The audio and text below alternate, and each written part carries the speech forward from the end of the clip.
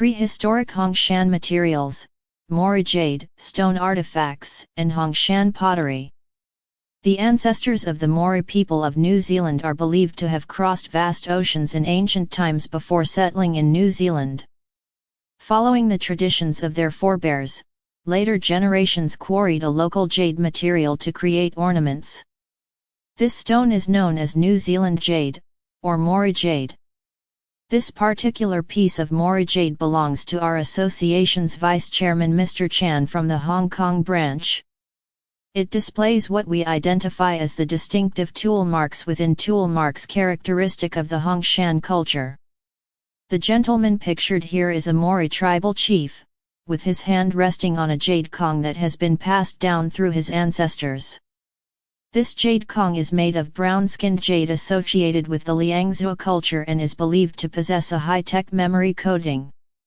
According to Māori descendants, their ancestors migrated from China in prehistoric times.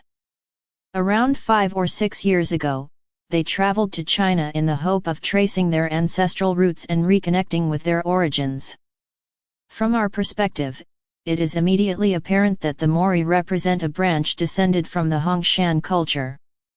Yet, among China's many museums dedicated to prehistoric cultures including Hongshan, Liangzhou, Sangxingdui, Qijia, Longshan, and numerous others, not a single institution sought to engage with these Māori visitors who wished to reconnect with their ancestral heritage. Only the Nanjing Museum welcomed them and provided an exhibition opportunity.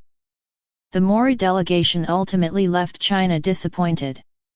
If authentication relies solely on observing surface patina, weathering, mineral staining, crystal alteration, and similar features, how can one recognize that the Māori are descendants of a branch of the Hongshan culture among all the peoples of the world? Only the Chinese Hongshan culture is traditionally associated with jade cong. Yet the Māori not only possess jade cong, but their jade artifacts also exhibit the Hongshan-style tool marks within tool marks. Furthermore, that brown-skinned jade cong represents an important artifact form within early Chinese civilization. Our association believes that only we fully understand this connection. We emphasize the use of the 12 irreplicable Hongshan tool marks as criteria for authenticating prehistoric Hongshan artifacts. Through these diagnostic features, we seek to rediscover elements of Hongshan civilization that may have spread to different parts of the world. Among the many forms of Hongshan artifacts, some were occasionally carved from stone rather than jade. Although relatively uncommon, we believe these examples can still be confidently identified and classified. According to our interpretation, the sun god's extraterrestrial beings created life on Earth and genetically modified living organisms. To leave a message for future generations, they carved representations of these successful embryos using jade, stone, and other materials. This black stone dragon embryo artifact was still partially covered with traces of soil when it first came into my hands. For authentication purposes, I carefully cleaned the object, removed the sediment lodged within its carved grooves, and photographed every angle under strong lighting in order to document its tool marks. After enlarging the photographs, I discovered clear prehistoric manufacturing traces and extracted close-up images to share. This kind of authentication research is both fascinating and rewarding. What prehistoric tool marks did I discover? There are obvious examples of tool marks within tool marks as well as straight-line drilled hole workmanship, which, in our opinion, conclusively identify this as a Hongshan artifact. Although the carving of this black stone dragon embryo is relatively simple, its form is by no means crude. The workmanship is clearly visible, the stone possesses a deep black luster, and with handling it becomes increasingly glossy. It is truly impressive and reflects the artistic talent of the Hongshan ancestors. During the prehistoric Hongshan period, ordinary people who lacked access to jade carved their ritual objects from pottery instead.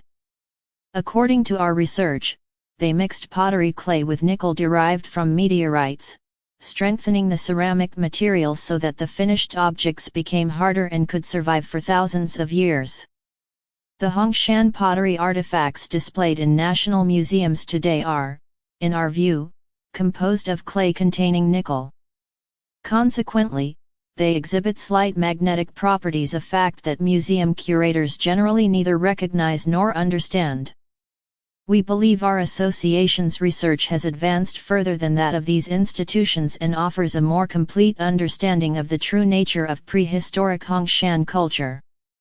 Naturally, if one claims that Hongshan pottery is slightly magnetic because it contains nickel, most people simply refuse to believe it.